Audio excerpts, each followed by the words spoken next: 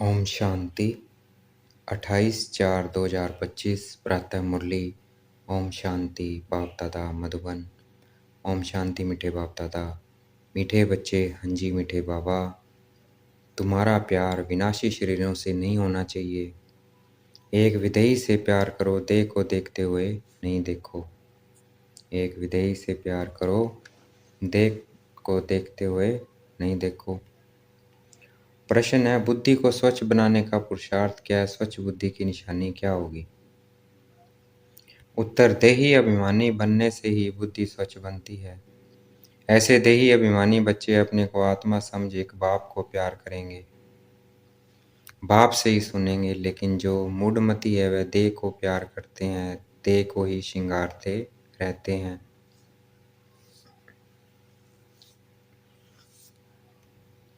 ओम शांति। ओम शांति किसने कहा और किसने सुना? और सत्संगों में तो जिज्ञासु सुनते हैं, महात्मा व गुरु आदि ने सुनाया ऐसे कहेंगे। यहाँ परमात्मा ने सुनाया और आत्मा ने सुना। नई बात है ना? देही अभिमानी होना पड़े, देही अभिमानी होना पड़े। कई यहाँ भी देह अभिमान हो बैठते हैं। तुम बच्चों को देही अभिमानी हो बैठना चाहिए। मैं आत्मा इस शरीर में विराजमान हूँ, शिव बाबा हमको समझाते हैं। यह बुद्धि में अच्छी तरह याद रहना चाहिए। मुझे आत्मा का कनेक्शन है परमात्मा के साथ। परमात्मा आकर इस शरीर द्वारा सुनाते हैं। यह दलाल हो गया, तुमको समझाने वाला वह है। इनको भी वर्षा वह देते हैं तो बुद्धि उस तरफ जानी चाहिए। समझो बाप के 5-7 बच्चे हैं, उनका बुद्धि योग बाप तरफ रहेगा ना, क्योंकि बाप से वर्षा मिलना है। भाई से वर्षा नहीं मिलता है, वर्षा हमेशा बाप से मिलता है। आत्मा को आत्मा से वर्षा नहीं मिलता है। तुम जानते हो आत्मा के रूप में हम सब भाई भाई हैं। हम सब आत्माओं का कनेक्शन एक परमपिता परमात्मा के साथ है। वह कहते हैं, मामे कम याद करो, मुझे एक के साथ ही प्रीत रखो, रचना के साथ मत रखो, देही अभिमानी बनो। मेरे सिवाय और कोई देहधारी को याद करते हो तो इसको कहा जाता है देह अभिमान। भले यह देहधारी तुम्हारे सामने है, परंतु तुम इनको नहीं देखो। बुद्धि में याद उनकी रहनी चाहिए। वह तो सिर्फ कहने मात्र भाई भाई कह देते हैं। अभी तुम जानते हो हम आत्मा हैं, परमपिता परमात्मा की संतान। वर्षा परमात्मा बाप से मिलता है। वह बाप कहते हैं, तुम्हारा लव मुझे एक के साथ होना चाहिए। मैं ही खुद आकर तुम आत्माओं की अपने साथ सगाई कराता हूँ। देहधारी से सगाई नहीं है। और जो भी संबंध है वह देह के हैं, यहाँ के संबंध हैं। इस समय तुमको देही अभिमानी बनना है। हम आत्मा बाप से सुनते हैं, बुद्धि बाप तरफ जानी चाहिए। बाप इनके बाजू में बैठ हमको नॉलेज देते हैं। उसने शरीर का लोन लिया हुआ है। आत्मा इस शरीर रूपी घर में आकर पाठ बजाती है, जैसे कि वह अपने को अंडर हाउस अरेस्ट कर देती है पाठ बजाने के लिए।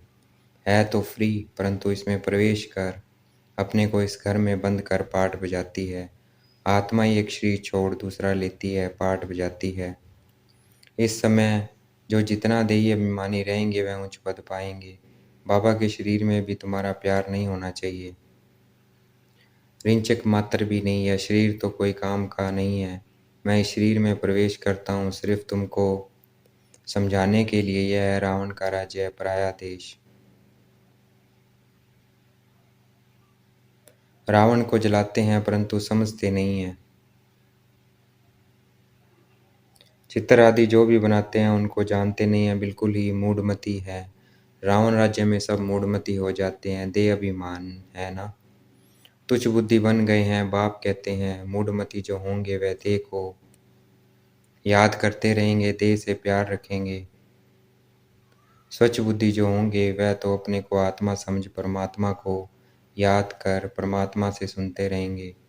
इसमें ही मेहनत है। यह तो बाप का रथ है, बहुतों का इनसे प्यार हो जाता है। जैसे हुसैन का घोड़ा, उनको कितना सजाते हैं। अब महिमा तो हुसैन की है ना, घोड़े की तो नहीं है। जरूर मनुष्य के तन में हुसैन की आत्मा आई होगी ना। वह इन बातों को नहीं समझते हैं। अभी इसको कहा जाता है राजेशव अश्वमेघ अविनाशी रुद्र ज्ञान यज्ञ। अश्व नाम सुनकर उन्होंने फिर घोड़ा समझ लिया है, उनको स्वाह करते हैं। यह सब कहानियां हैं भक्ति मार्ग की।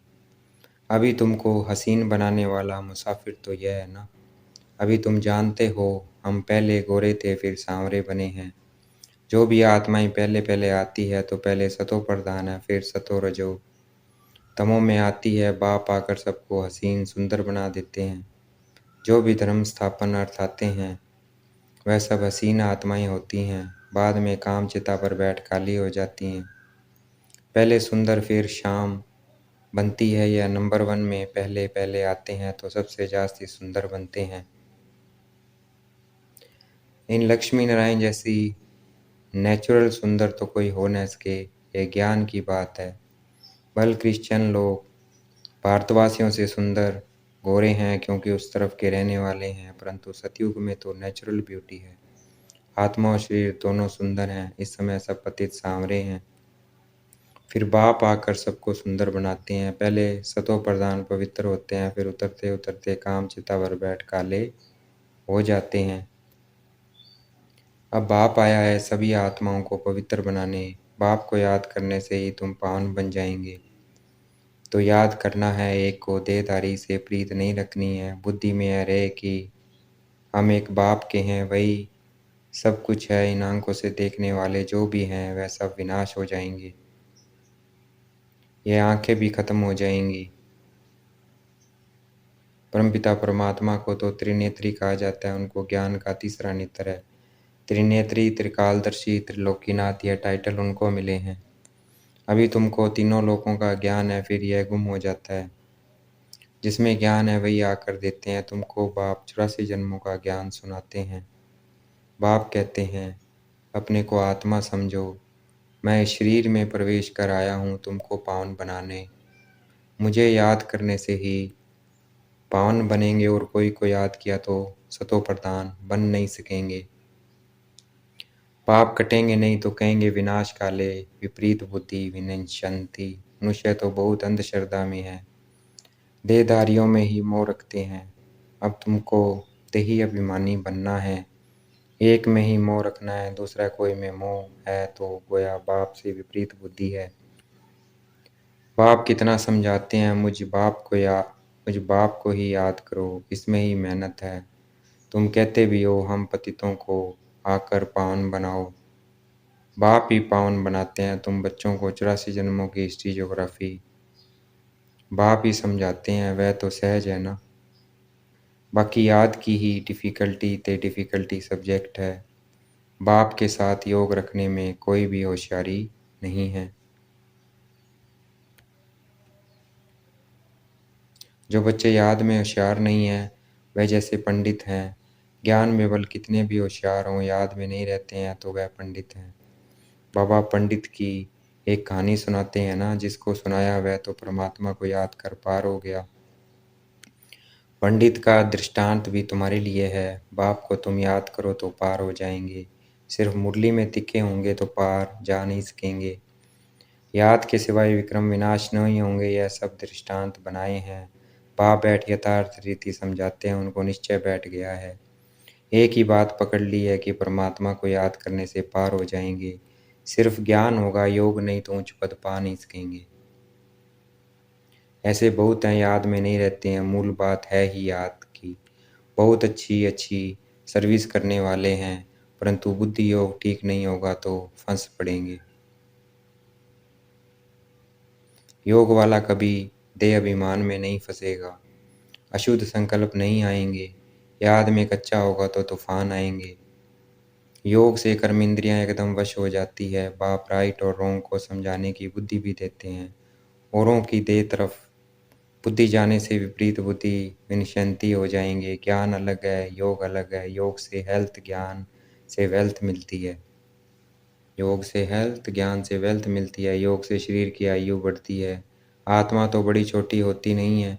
आत्मा कहेगी मेरे शरीर की आयु बड़ी होती है। अभी आयु छोटी है, फिर आधा कल्प के लिए शरीर की आयु बड़ी हो जाएगी। हम तमो प्रधान से सतो प्रधान बन जाएंगे, आत्मा पवित्र बनती है। सारा मदार आत्मा को पवित्र बनाने पर है।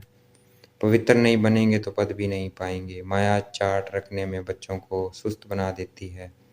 बच्चों को याद की यात्रा का चार्ट बहुत शौक से रखना चाहिए। देखना चाहिए कि हम बाप को याद करते हैं या और कोई मित्र संबंधी आदि तरफ बुद्धि जाती है।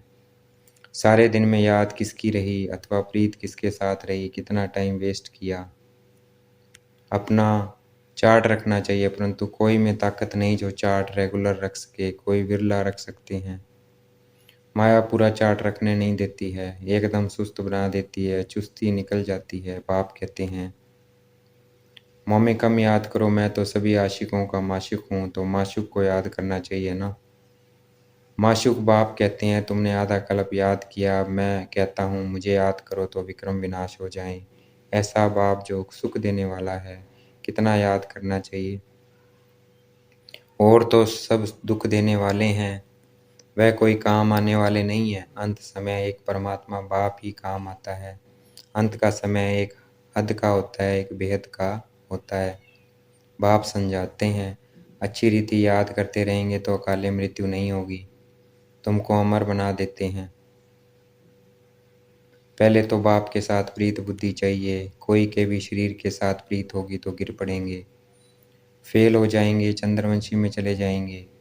स्वर्ग सतयुगी सूर्यवंशी राजाई को ही कहा जाता है, त्रेता को भी स्वर्ग नहीं कहेंगे। जैसे द्वापर और कलयुग है तो कलयुग को और नरक सत्तमो प्रधान कहा जाता है। द्वापर को इतना नहीं कहेंगे, फिर तमो प्रधान से सतो प्रधान बनने के लिए याद चाहिए। खुद भी समझते हैं हमारी फलाने से बहुत प्रीत है, उसके आधार बगैर हमारा कल्याण नहीं होगा। अब ऐसी हालत में अगर मर जाएं तो क्या होगा।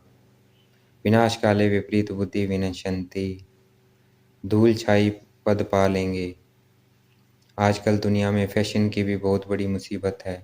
अपने पराशिक करने के लिए शरीर को कितना टिप टॉप करते हैं।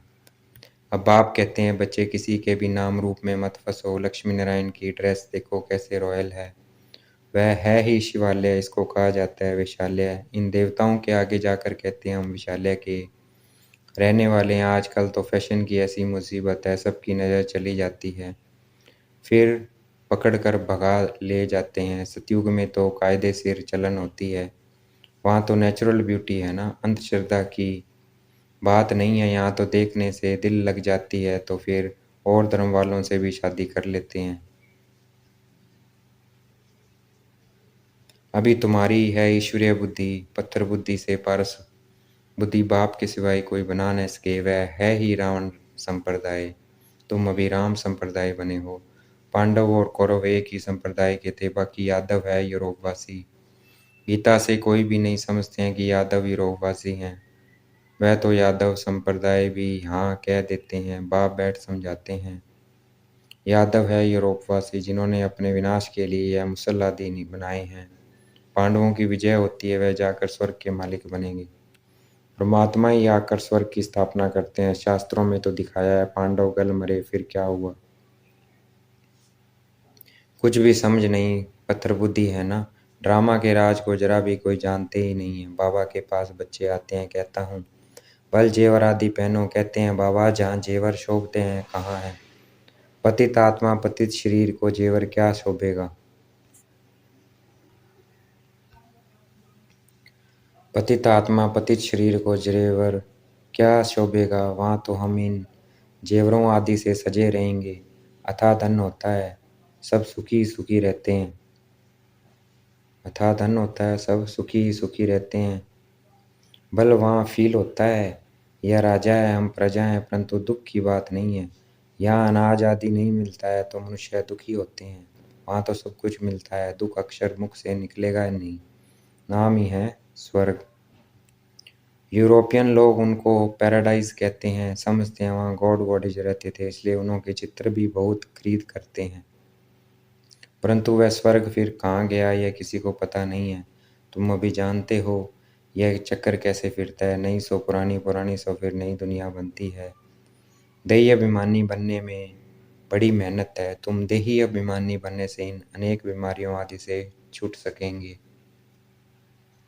बाप को याद करने से उच्च पद पा लेंगे। अच्छा, देखेंगे बाप दादा याद प्यार दे रहे हैं। मीठे मीठे सिखलते बच्चों प्रति माता पिता बाप दादा का याद प्यार। गुड मॉर्निंग रूहानी बाप की रूहानी बच्चों को नमस्ते। हमें भी याद प्यार देना है। हम रूहानी बच्चों की रूहानी बाप दादा को दिलवा जान शिकवा प्रेम से बेहद का याद प्यार और नमस्ते। धारणा के लिए मुख्य सार है, किसी भी देहधारी को अपना आधार नहीं बनाना है। शरीरों से प्रीत नहीं रखनी है, दिल की प्रीत एक बाप से रखनी है। किसी के नाम रूप में नहीं फंसना है।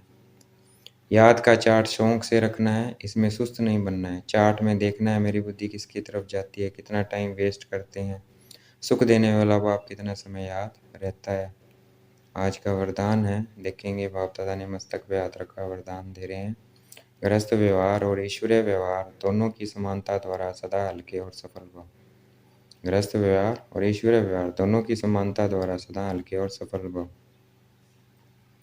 सभी बच्चों को शरीर निर्वाह और आत्म निर्वाह की डबल सेवा मिली हुई है, लेकिन दोनों ही सेवाओं में समय का शक्तियों का समान अटेंशन चाहिए। यदि श्रीमत का कांटा ठीक है तो दोनों साइड समान होंगे, लेकिन गृहस्थ शब्द बोलते ही गृहस्थी बन जाते हो तो बहानेबाजी शुरू हो जाती है। इसलिए गृहस्थी नहीं ट्रस्टी हैं।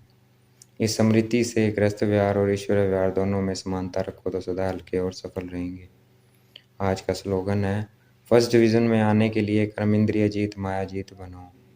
फर्स्ट डिवीजन में आने के लिए कर्म इंद्रिय जीत माया जीत बनो। व्यक्ति शारीरिक कमांड रूप की स्मृति से सदा विजयी बनो। अपन आपके शिव शक्ति के कंबाइंड रूप का यादगार सदा पूजा जाता है। शक्ति शिव से अलग नहीं है, शिव शक्ति से अलग नहीं है। ऐसे कंबाइंड रूप में रहो। इसी स्वरूप को ही सहज योगी कहा जाता है। योग लगाने वाले नहीं, लेकिन सदा कंबाइंड अर्थात साथ रहने वाले। जो वायदा है कि साथ रहेंगे, साथ जिएंगे, साथ चलेंगे, यह वादा पक्का याद रखो। अच्छा, ओम शांति। शुक्रिया मीठे बाबा, शुक्रिया।